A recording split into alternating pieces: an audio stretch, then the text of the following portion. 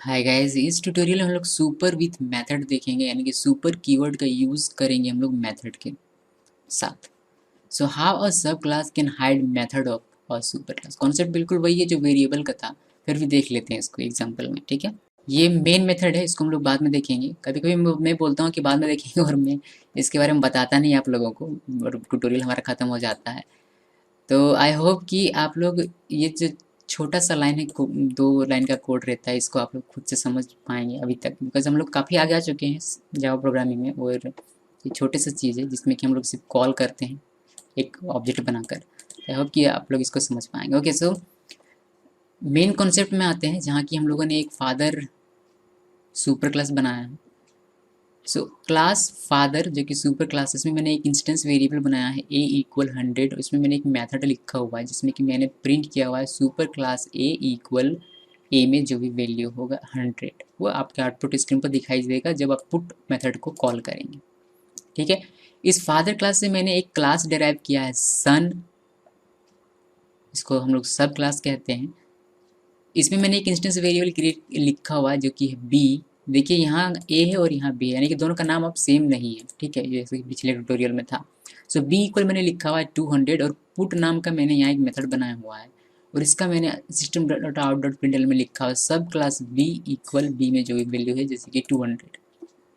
डिस्प नाम का एक मेथड बनाया है मैंने, और इसमें मैंने पुट मेथड को कॉल किया है। अब जरा सा ध्यान दीजिए और सोचिए कि इस क्लास से डिराइव किया गया है ये क्लास। ठीक है, इसका मतलब क्या, इसका मतलब ये होता है कि यहाँ जो भी वेरिएबल्स हैं, जो भी मेथड्स है, वो इनहेरिट होकर यहाँ आए हैं।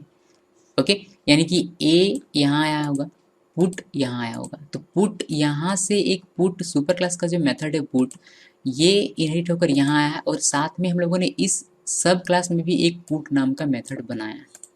यानी कि यहाँ इस क्लास में 2 पुट मेथड्स हैं।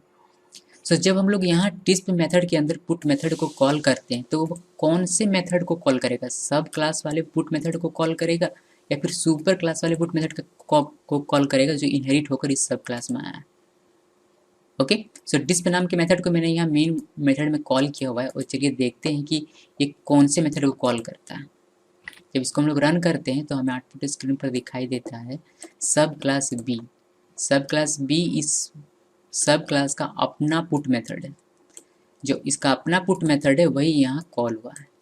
ठीक है, और यहाँ जो सुपर क्लास का जो पुट मेथड था जिसमें कि आउटपुट आना चाहिए था सुपर क्लास ए, वह यहाँ नहीं आया, बल्कि सिर्फ आया हुआ है क्या, सब क्लास का जो अपना पुट मेथड है उसी का आउटपुट, जो कि है सब क्लास पी इक्वल 200, वही आउटपुट इसमें निकला है। तो इससे क्या हुआ कि जो सुपर क्लास का पुट मेथड था ये इनहेरिट होकर यहाँ आया है, बट यहाँ हाइड हो गया, उसका यूज हम लोग नहीं कर सकते।